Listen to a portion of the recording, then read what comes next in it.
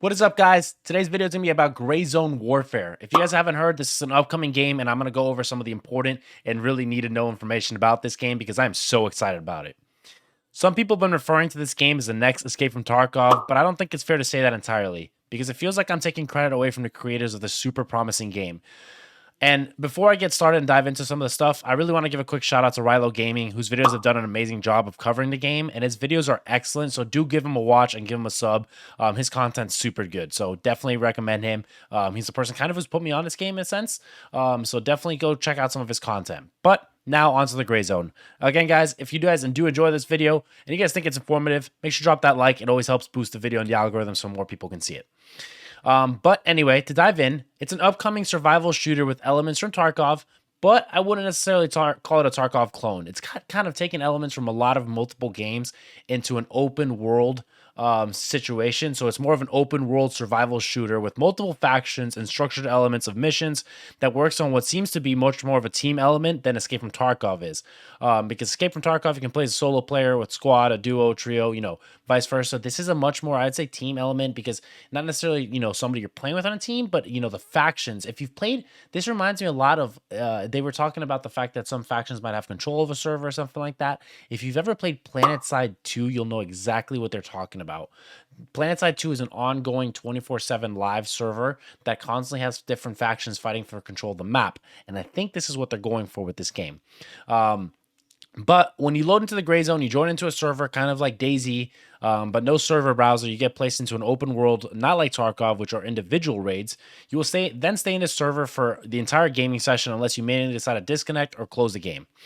The game takes place on Lamong Island. It's a former British colony. There's going to be a lot of story elements for you to play through and discover what has happened to destabilize it and causes confrontation of PMC soldiers and militia to take over the island, which is part of the quest and the storyline and kind of the lore of the game. But the developers have stated that the game is meant to be a PVEVP, focus on many decisions you will have to make throughout your time playing that will affect your standing. What I mean by this is the game makes works of your standing with other PMC faction and the AI-controlled militia that is scattered throughout the island.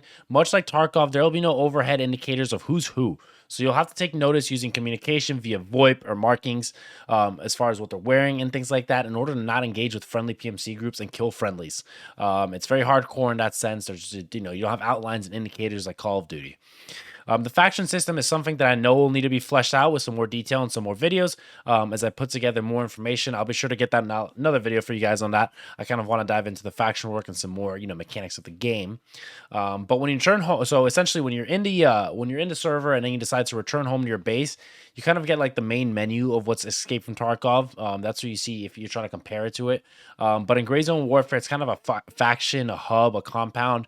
If you think of if you remember the Division, like you would when you left the Dark Zone, you kind of had this central hub where you communicate with other players and you could trade and then you could buy stuff from the auction house. But this is where you'll have access to traders, purchase and sell gear you've gathered during your time playing. This will also be when you get new quests and turn in quests. So this is, like the main menu of Tarkov where you have access to your character, your stash, your trading, your traders, and stuff like that. I'm trying to do my best to compare it to people who are familiar with that game, but even to those who aren't, they're kind of getting an idea of put together from what I'm explaining it. So when it's time for you to deploy back into the combat zone, what we'll call it, you'll pick one of the LZs and you'll deploy via helicopter insertion. As you play and explore the massive map, you'll also unlock more LZs to land at and extract from.